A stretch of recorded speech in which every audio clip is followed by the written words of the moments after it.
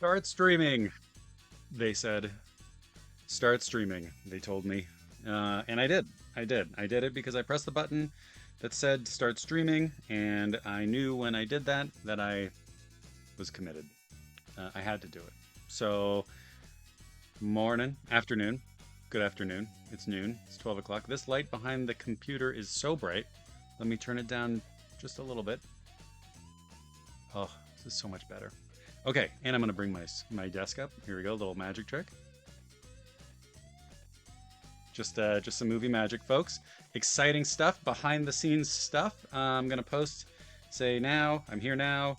Now. Now. I'm posting only on Blue Sky. I'm posting this only on Blue Sky. I'm gonna be honest. I have actually, by and large, had a little bit of a lapse this week because I wanted to boost some stuff on Twitter. Just mostly game devs that I appreciate and like. Mostly some retweeting, mostly just some saying, "Hey, cool, that's very cool." And I did post this link yesterday. Otherwise, though, I'm proud of myself. I shouldn't feel like I'm proud of myself for this, but I have cut way the heck back on the old Twitter. Let me go into my view so I can see what's going on. Manage my stream. There we go. And I feel good about it. I feel good, honestly.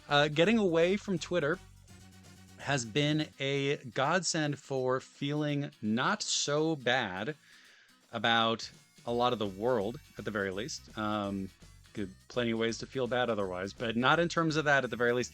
Home Team Game Dev, welcome, hello, congrats, thank you very much. I believe you have as well. Actually, I will admit that I don't really know who's posting on Twitter these days, but I believe that you cut way back as well, if not completely set away too. So good job to all of us. Good job to everybody here. I know that for some folks it's not an option. Trying to get your things out there can be hard, but I just had to, for my own sake, go away from there because it turns out there's a lot of sucky crap happening on there, and it turns out the owner is a real piece of junk. I know that's like not a hot take, but I think I've mentioned this before, that I used to work at Twitter, and I had a great time, and it was, for all of its flaws and faults, of which there were many, even back then, 2018 to the end of 2020, for me, it was, for all of its flaws and faults, a pretty good place to work that bent towards doing the right thing slowly but surely. Andrew Elmore, first time chat. We got. Oh my God, Andrew Elmore here. Oh my God, it's so good to see you. Can I get you verified on Blue Sky? Absolutely, no problem. Send me a check for, let's go with $7,000, and I will absolutely get you verified on Blue Sky. I will not leave the country with these new riches, with this windfall. You got it, man. No problem. Happy to do it. Yes, it was a good place to be. I was able, though, and I did mention this, I was able to get a bunch of people verified on Twitter because at the beginning of the pandemic, a lot of our work stopped and there wasn't much to do. So I just sat around and worked backwards how to get people verified. And I used that very selfishly to introduce myself to folks in the games industry that I thought were pretty cool. And so now I hope to do this yet again for Blue Sky. Yes, this is my announcement that I'm going to go work for Blue Sky explicitly to get my online pals verified. That would be kind of cool. So that's okay, Andrew Moore. The check is going to bounce. Heads up, that's okay. I just want the excitement of receiving a check. So whatever happens after that is fine with me. I'm going to tell you another thing here. I'm going to be particularly out of sorts today. I don't have a COVID test. I am waiting for one to arrive in the mail, but I feel really bad today in a way that is a little weird and alarming. It's a brain bad day. And I just, last time I felt this brain bad, this foggy, was when I had COVID last time. So I'm gonna find out what that's all about later. But in the meantime, we get to do some manuals. So I don't have, and I'll just jump into it because one of the manuals is a heck of a lot beefier than I thought it was. Hello, Bijatron. We are congratulating. What are we congratulating? We're congratulating ourselves. Let's congratulate ourselves for cutting back on Twitter usage. Let's do that, and let's congratulate ourselves for making it through part of the week.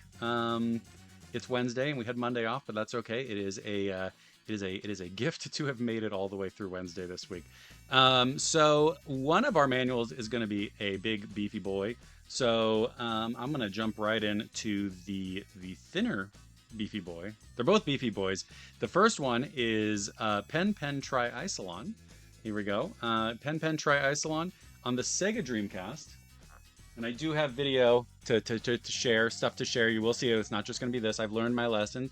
Oh, Bijatron. Oh my God, I just saw this. Sorry, Miss Leslie, you got a new job and things are nuts right now. I am so grateful for you showing up during your nuts week.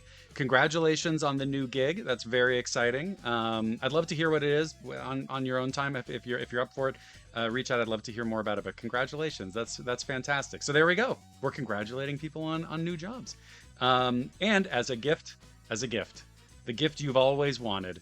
It is the manual for Pen Pen Triicelon on the Sega Dreamcast. I'm just going to go ahead and jump right into something that I want to show you real quick. It's very brief first, and I can talk a little bit about Pen Pen Triicelon. Here we go. Ba-ba-ba. I don't know if y'all can hear it.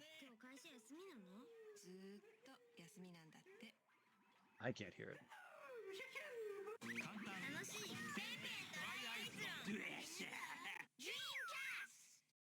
So, Pen Pen Triicelon. We'll watch a little bit of gameplay here for just a sec. Actually, the intro cinema. It's low, but you can hear it. Is this one better? I think that the volume on the commercial itself was just maybe low.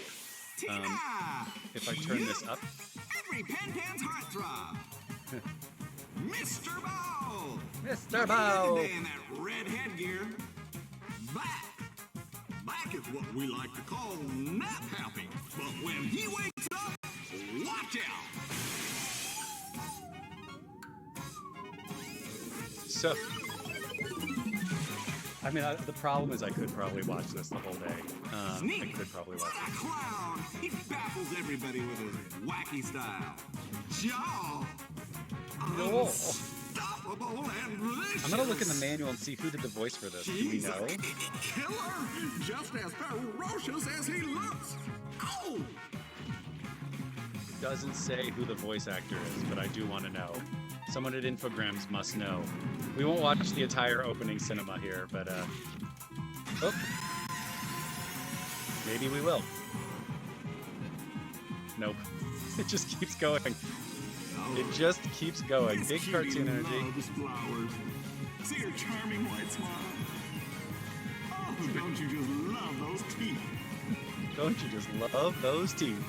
Sparky! Sparky! It goes on for quite some time. He was born to run!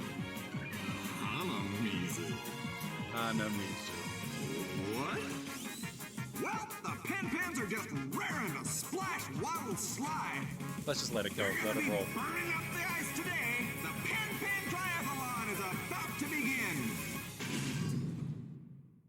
There we go. And that is Pen Pen Triicelon on the Sega Dreamcast. This one, the manual will be probably shorter than the video itself, but I think it was cool to meet all the penguins that we know. Andromeda, there are so many penguins in the world. You're exactly right. We met at least half of them today here at Pen Pen Triicelon. Does anybody have a favorite? I am actually a big fan of... who was the girl? They said, "Don't you just love those teeth?" Which is an alarming thing to hone in on. But I think it's fine. Whatever. It's whatever works. Her name was Ballery. So we'll read all about them. We'll read all about them in just a second here. I have to do a little behind the scenes work to get into the manual itself. But let's go ahead and read a little bit about Pen Pen Triicelon. My history with Pen Pen Triicelon is on 9/9/99.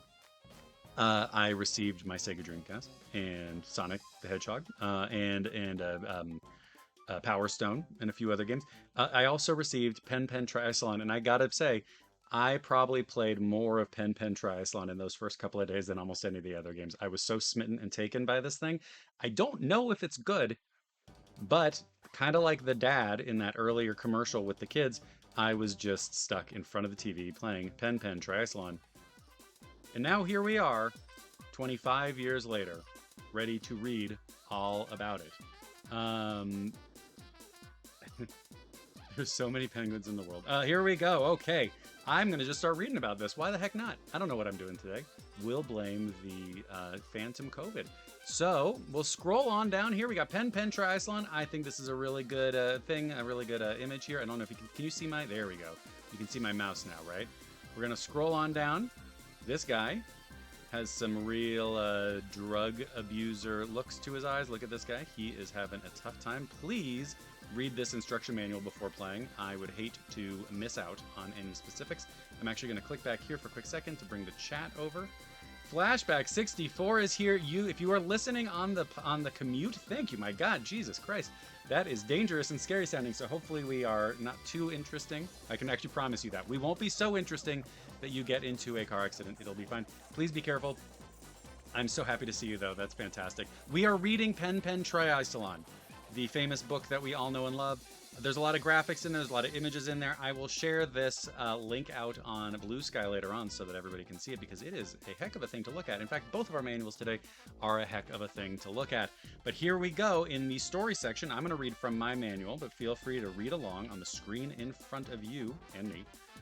Somewhere in the universe.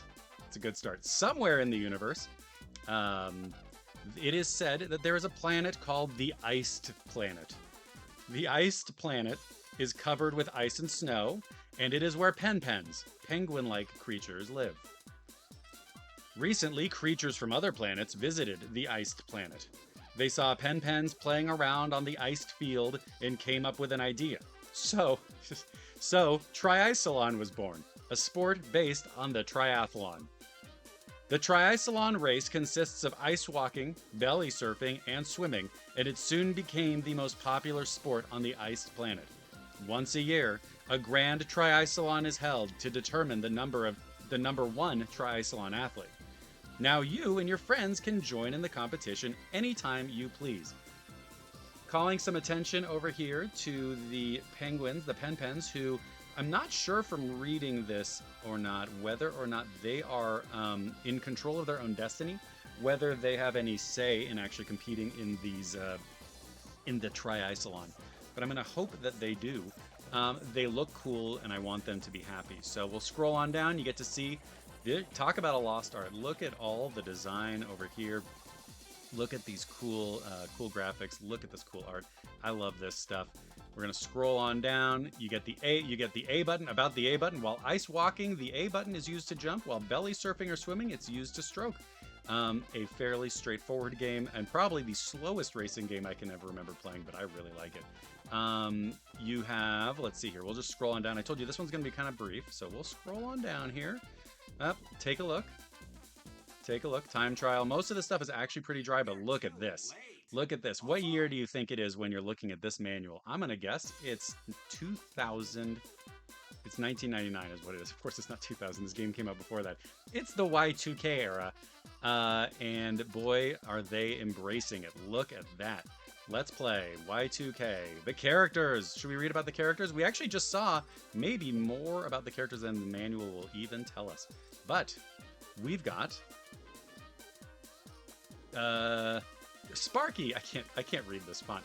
We've got Sparky. I wish I could do the voices. I should do the voice like they have in the thing. Sparky. He's a pen. He's a male, and he's always happy, and he loves speed. We've got Mr. Bo. He's a pen dog. He's a male. He is a little daft, but always speeds ahead. We've got Tina. She's a pen. She's female. And she's very fashionable and very cute. She's fashionable and very cute. Thank you, Tina, for joining us. We have Sneak, who looks like a real pervert. He's a penoctopus. That's a female. And it says he is a joker and loves to play tricks. Sneak, you sneaky pervert.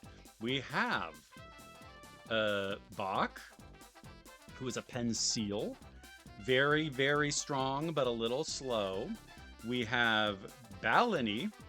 Love those teeth, as they said in the intro video. She's a pen hippo. She's female, and she speaks and acts very coyly. Coyly. She's very coy in her speech. Coyly.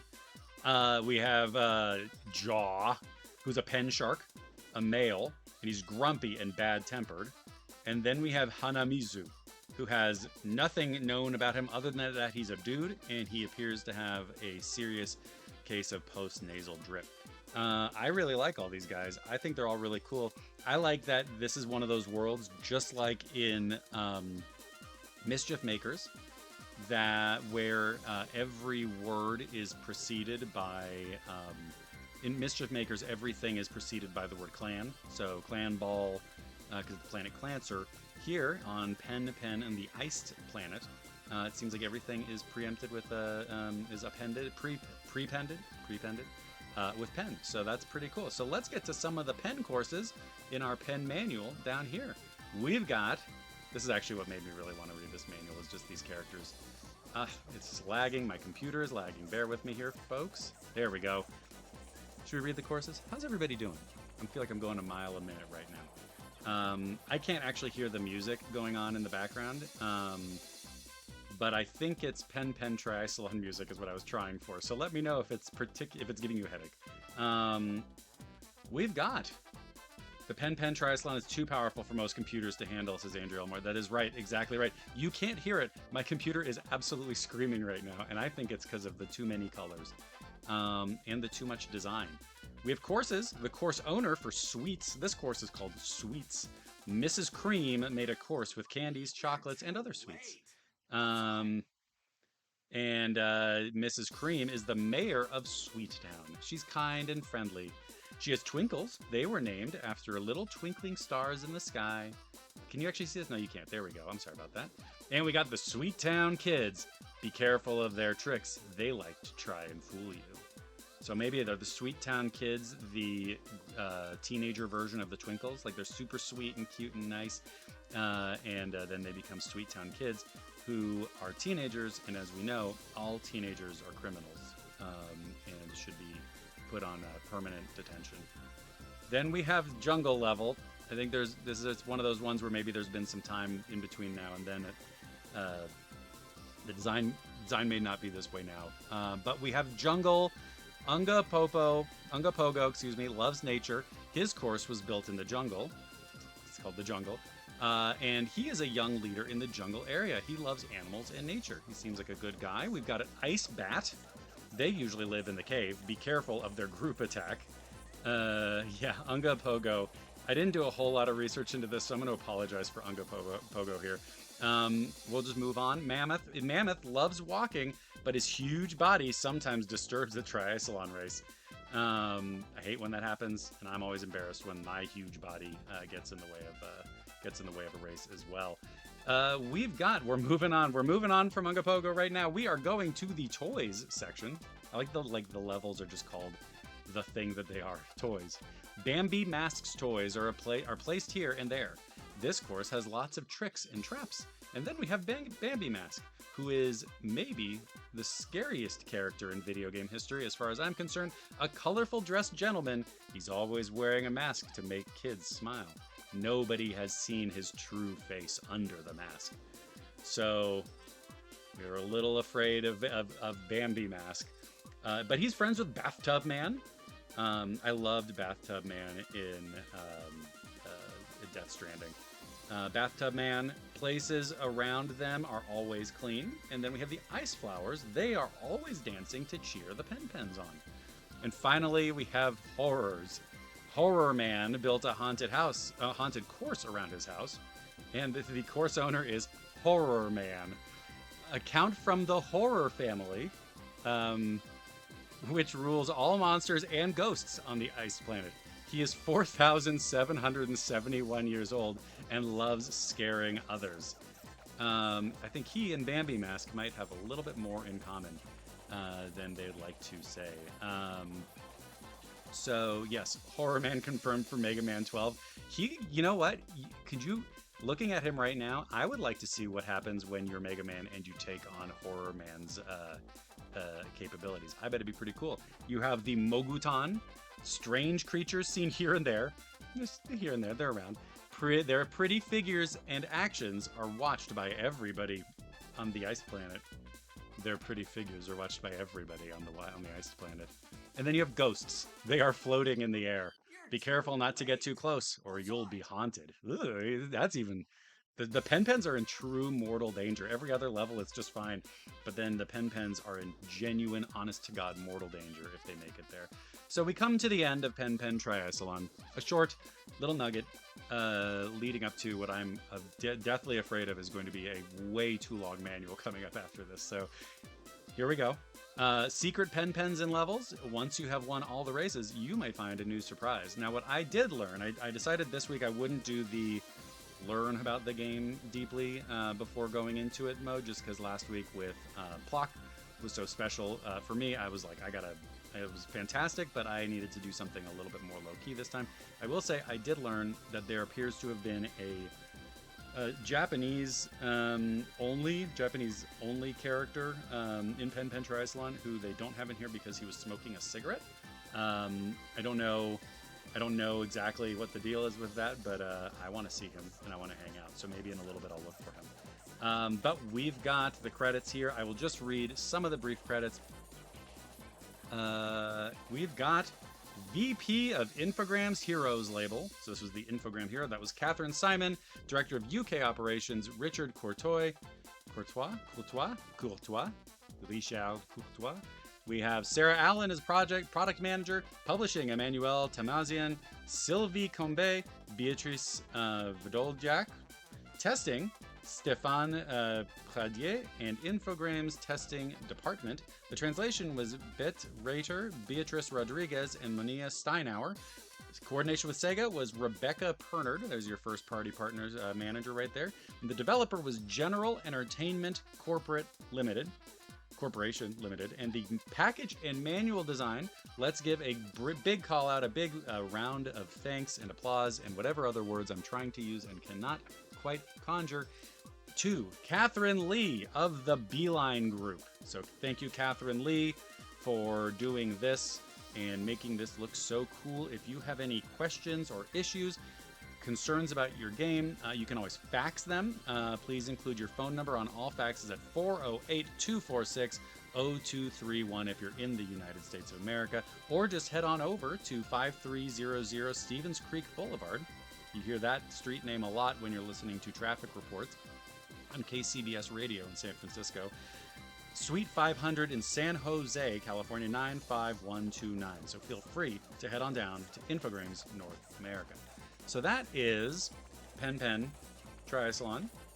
Thank you, folks, for hanging out with that. We'll swing back here for a quick second. I was about to say that I'm going to take a water break, but you know what I forgot to do? Get myself some water. So I'm in for it. And as a result, you're all in for probably my worst self for the next, let's go with 40 minutes. So yeah, Pen Pen Triathlon. You know what I'm going to do? I want to take a quick look, and I'm going to see if, as a little treat, I'm going to search for Pen Pen Triathlon cigarette. Let's see if that happens. Is there a Pen Pen manual differences and weirdness? You're not seeing anything like this. I know that's not very exciting. Oh, hold on. Give me 1 second. Let's see. Oh, there's multiple differences. Okay, so here, we're going to learn a little bit. I'm afraid of what Horror Man is hiding for us in the Japanese manual. But if you look at the differences, this is kind of cool. They basically just took the Japanese manual, the original manual, and gave us the same thing, which is why it looks so good. I presume it's just the straight up good stuff. But Bambi Man has been chastened, and they've removed his cigar. So now I understand why he's sitting there, but he is even more threatening now that I see the cigarette. So congratulations to Bambi Man on being a terrible guy.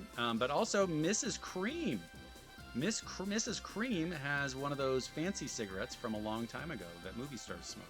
So we got that. Let's see, is there anything else there? Course map. Don't worry. Oh, look at this. She has her cigarette in the game. Yes, and they didn't do anything with Unga Pogo, unfortunately. Let's see. Typos. I could send this out to everybody if y'all want. There are a lot of differences. They really got into this manual. So there we go. Man, Infogrames. They're back. They went defunct in 2009. So there we have it. Anyway, that is truly Pen Pen Triathlon on the Sega Dreamcast. Launch day game.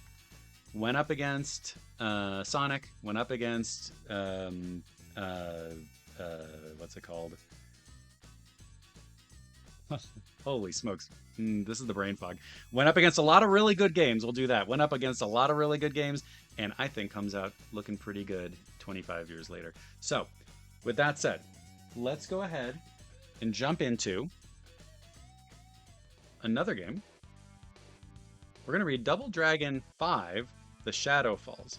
Now, I don't know if anybody here has played Double Dragon 5 Shadow Falls, but just for a little bit of background, it is a fighting game, a 2v2 fighting game, kind of in the vein of like a Ninja Turtles Tournament Fighters kind of thing, where not necessarily what you would expect, although I think unlike Ninja Turtles Tournament Fighters, I'm not sure this one turned out quite as well, but there are many double dragons. Yes, there are doubles, quadruples,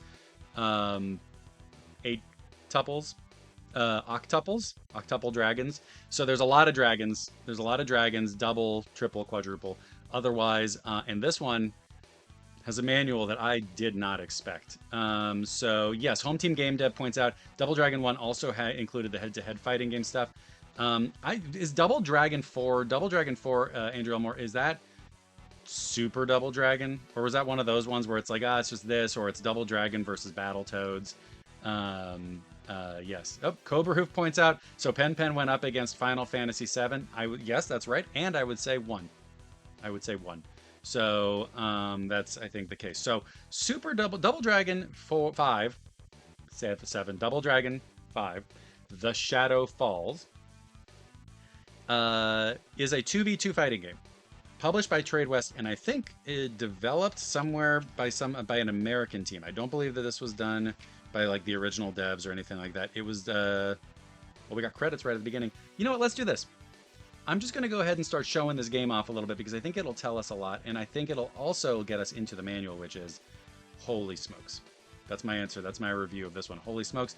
Let's take a quick look at Double Dragon for the Super Nintendo. This is the Super Nintendo version. Take a listen to that music. Oh yeah. Heck yeah, here we go. Match 1, fight. Match 1, fight. So yeah, in the glut of I don't know what that pose is after she does her swing. Honestly, I mean, I don't know that if you're going up against Street Fighter 2 and Mortal Kombat 2 and Tournament Fighters and everything, that this is gonna get it done for you. But I gotta be honest, that this moves pretty smooth. This looks pretty fun. Things look like they're moving fast. I'm just now realizing there's 2 separate characters. I thought they were palette swaps. This is Dominique and Sekka, who I'm sure that will meet very soon. Congratulations to Dominique on her victory. Let's just take a look, see if there's anything else in the game. We got Dominique versus Countdown. Countdown has some kind of cool look to him. His proportions are cool. His hands are different. There's like this white flash on the screen when a power happens. A red flash. That's good. Flash warning. I apologize. Flashback 64 points out. This is not what I remember Double Dragon being like. No, I don't think this 2v2 fighting game is what any of us think of when we think of Double Dragon. I think that they were, let's say, branching out. Did you hear that music? That's some sound. I gotta hear the whoa. He got killed. Okay, so there we go. That's the game. That's what it looks like. And should we just go ahead and read it? I don't know. Should we just go ahead and read it a little bit? I gotta pause this. Did you get a kick? Did you get a kick out of my boots? Says Dominique. Did everybody here watching get a kick out of her boots? I think we all did. And we're gonna get a kick. Speaking of which, this one is getting a kick out of his boots, and we're going to get a kick out of it as well, I think. Now, I wasn't able to get a good scan up for everybody that really honed in on each page, so I'm going to apologize that this is a little bit of a, might be a little bit small. Let me know if it's just impossible to see. I can try to zoom in but my setup is not so great. So just let me know if you can handle it. If it's too small to see, let me know. I will actually do this just so everyone can see. I should have done this for for Pen Pen. Sorry, Pen Pen. But I didn't want to put a Bambi mask in everybody's inbox. I put the link to the manual in chat so we can all take a look. And let's go ahead and look at the Double Dragon, the Shadow Falls manual, because holy smokes, you think, okay, cool, we're doing fine. This is, please read the enclosed, the consumer information by the code of the dragon. This is rule number 1. And if you think that they just did a one-off thing to kind of make this look like a fun little comic book for some of the drier material, you're in for a treat. Because on every page, and I'm not going to read every page because I don't have time today. This is where, again, I should have probably looked at it a little bit in advance, but here we go. Check this out. I will come back to all of this. The entire manual for Double Dragon 5, The Shadow Falls, is a comic book for everything, using the controller. Custom controls, basic fighting moves, and then you get character bios. I'm just showing you all this right now. I'm not gonna have time. It shows you. Do you remember the map? Do you remember the map earlier where Dominique, when she went off to fight Sekka, and we saw the location map at the beginning? This is they're talking about this here. They've contextualized all of it in this manual. Fight modes. Like, it just keeps going. So I'm not going to read all of it, but I did want to show this off because when I got this in the mail as part of a, let's say, eBay purchase I made after having some wine with my father-in-law. And I said, sure, why not? This seems like a good deal. I got a bundle of these things, and I got this manual in there, and I was like, I don't really know much about this game. I have a 2v2 Double Dragon fighting game on my Neo Geo, but I don't know if it's the same thing. But anyway, I didn't know what it was, and I was like, I don't know. Sure, I'll open it up. I got Mortal Kombat, I got a few other things in there. This manual is a heck of a thing. So I'm going to go straight to the credits because I think that they're right here. Let's look at the credits and see what they can tell us. The producer for the game is Michael Abbott. The creative director was Kevin Liddy, and the art director is Stan Gorman. These are all the things, the games, the quality control folks. I'm going to read those because I always do. Randy Estrella, Tim Heidelar, Brian Johnson, Stephen Kramer, Dan Lewis, and John John Stuckey, excuse me. But what I want to see is packaging and manual concept and production. Oh my God. You might recognize a name from the last manual, not the person's name. We have Steve High, Sean Murphy, Debbie Austin, all from the Beeline Group, who, if I recall correctly, are also the people who did the package and manual design for Pen Pen Tri-Salon. So this was not on purpose. This is just how it happened. So the Beeline Group, we got to get a book publisher on the phone. We got to get a book publisher on the phone and do a the ultimate collection of Beeline Group video game manuals. Cobra Hoof says this was rigged. If only I'm taking so much money from the Beeline Group. What if this was all just like an AstroTurf campaign for the Beeline Group? I just love video game manuals, but actually I'm just making millions and millions of dollars reading manuals for the Beeline Group.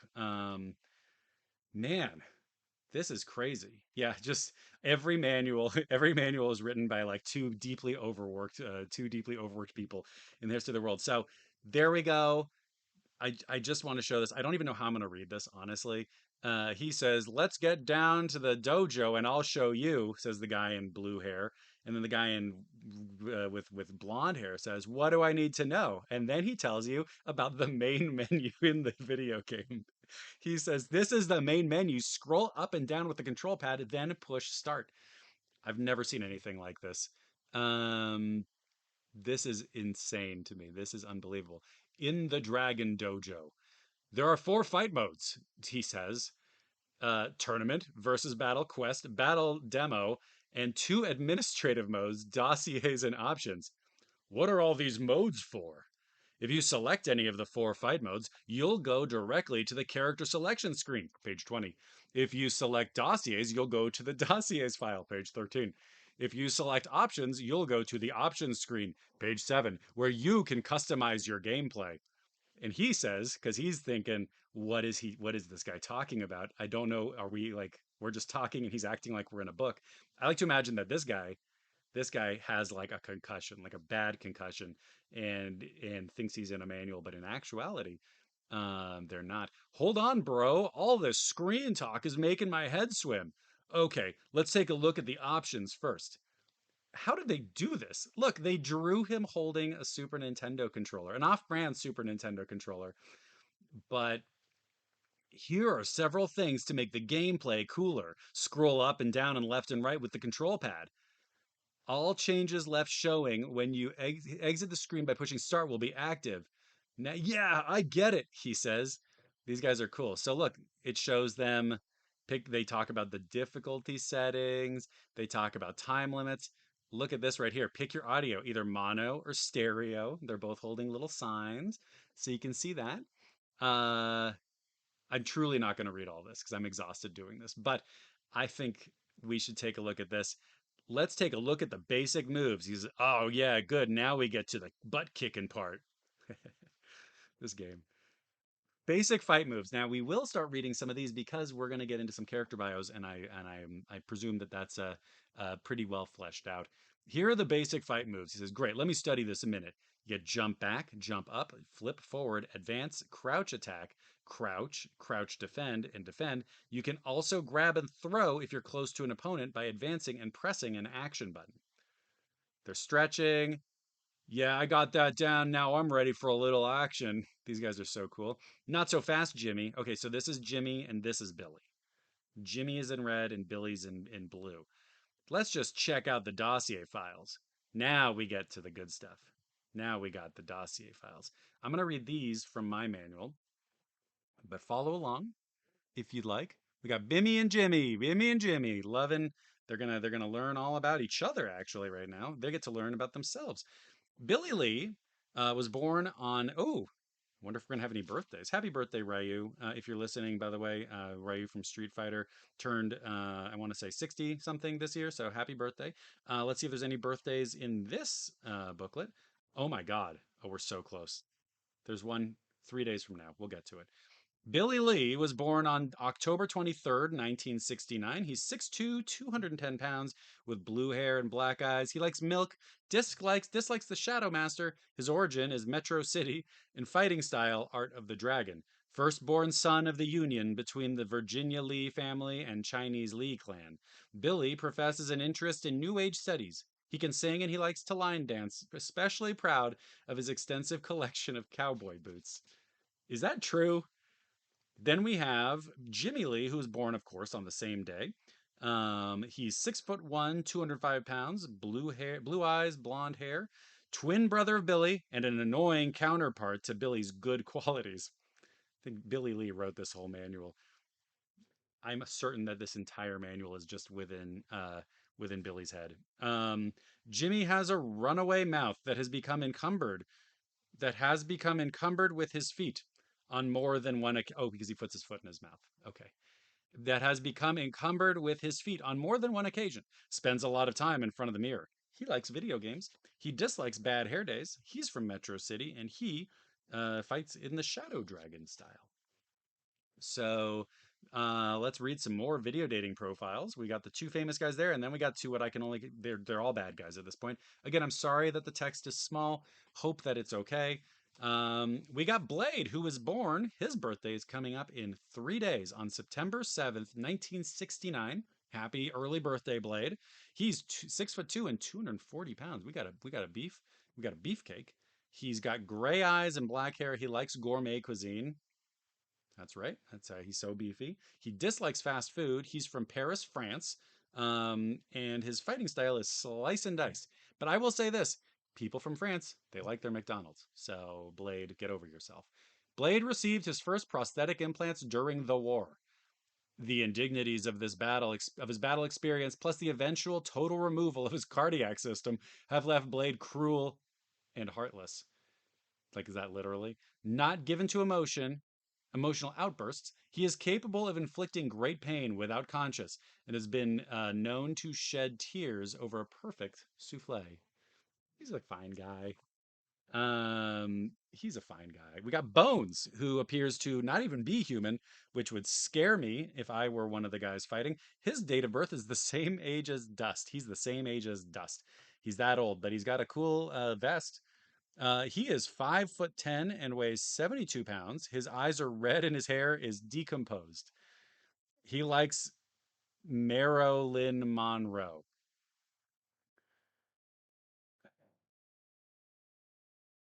Marilyn Monroe. So that's what he likes. Let's say it one more time.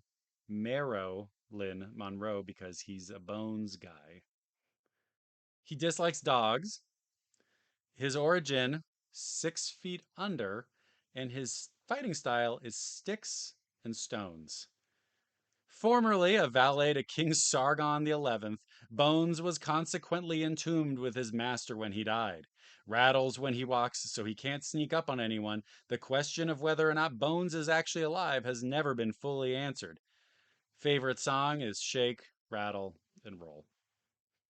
Bones, you are a card, just an absolute card. I'm sorry I didn't scroll down far enough for the screen to for everyone to see that. I'm very sorry about that. Bones, you deserve your own game. Let's reach out to Tradewest at 2400 South Highway 75, Corsicana, Texas, and see if they could make Double Dragon 6, The Legend of Bones. Marilyn Monroe. We have Countdown. Do we see Countdown? I don't think you can see Countdown. There's Countdown. Countdown likes New Year's Eve. He dislikes his DMV eye test because he only has one. His origin is New Orleans, Louisiana, and his fighting style is Dissin. Dissin doesn't get a birthday, but that's because he's cyborg type 0041 alpha, which I think we can just go ahead and say means that he was born on September 4th. Happy birthday, Countdown. Congratulations. I'm so happy you're here. He's 6'1", 225 pounds with brown hair and black eyes. Assembled during the last night of Mardi Gras, he was a factory reject from the famous Baton Rouge Bionics lab and was sold as electronics scrap to a low-profile California game company. No matter. Has no matter. It says no matter has been heard to mutter to himself, "The only way to be sure is to nuke the site from orbit." During his spare time, plays accordion in a Zydeco band. So we've got Countdown and Bones in the next game, I think is what we should get. So now we see Dominic, who we're familiar with after we saw her enjoy a couple of fights. Um, she's not telling. That's what we love. We love she is not telling her birth date. So it's fantastic. She is 5'11". Her weight is no concern of yours. And she has blue hair, blue eyes, and black hair. Excuse me. She likes aerobics. She dislikes flab.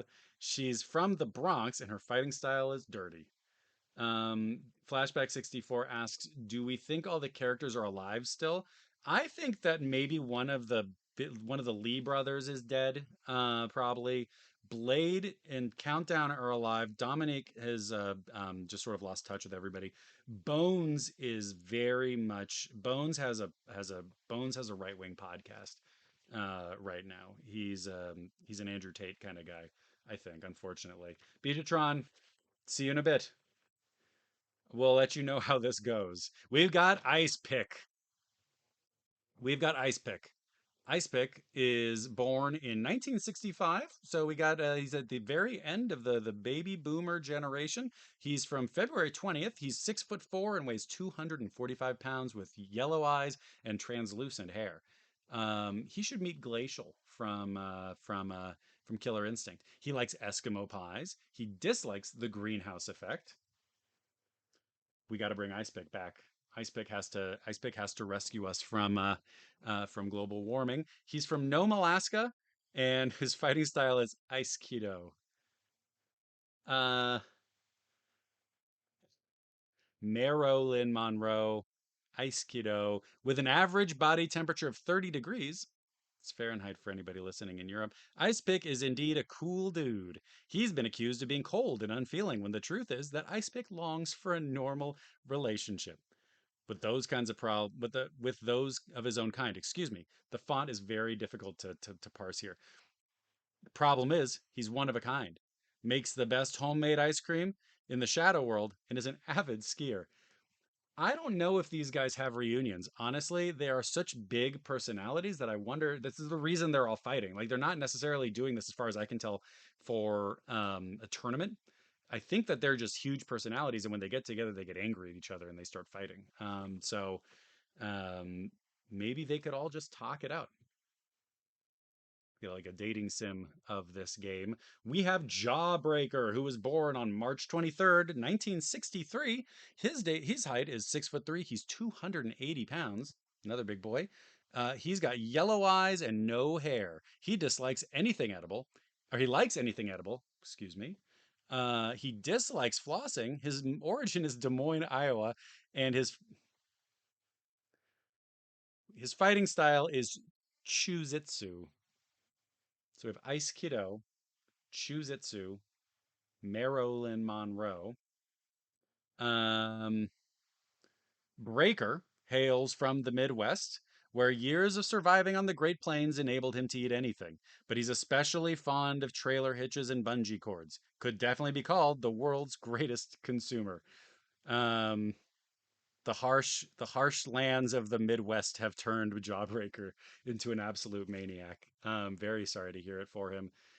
Then we have Seka, who we saw get uh, beat by Dominique earlier. Seka was born on May 21st, 1970.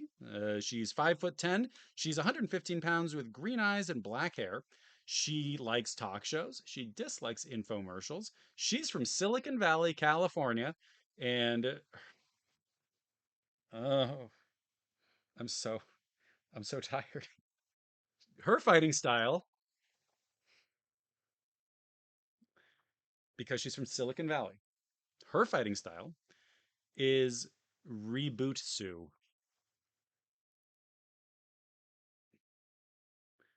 Despite two loving parents, Seka was not a normal kid, kept an extensive collection of pet rocks. Years of ridicule from other kids led her to develop a skin so thick that it eventually evolved into armor plating. She also became adept at martial arts but sustained many injuries, which led her to acquire several bionic prostheses. She does her own hair. And then we will read about Shadow Master. Shadow Master, date of birth centuries ago. So compared to Bones, he's a young lad. He's 6'5", 250 pounds, red eyes, and white hair. He dislikes nightlife. Okay. No, I keep doing these backwards. He likes nightlife. Of course he does. He's the Shadow Master. What am I thinking? He's the Shadow Master. He likes nightlife. He dislikes daytime TV specifically. His origin is nightmares, and his fighting style is art of the shadow. No goofing around with this guy. He's serious. He means business. Evil incarnate. Can't say enough bad things about this dude.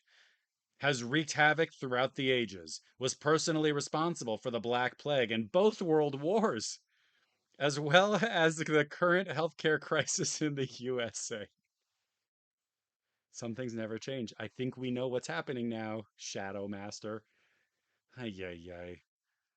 Running running on the Republican ticket for Senate, Shadow Master continues. His ability to pervert normally intelligent beings for his own purposes makes him clearly dangerous. Yep, that sounds about right. Shadow Master, you, you bastard. Sickle. He was born on July 7. 7 is July, right? I think in the year 7/23, July 23, 1964. He's 6'1", 215 pounds, brown eyes, red hair. He likes styling moose. He dislikes dull knives. He's from Hollywood, and his fighting style is Sujin.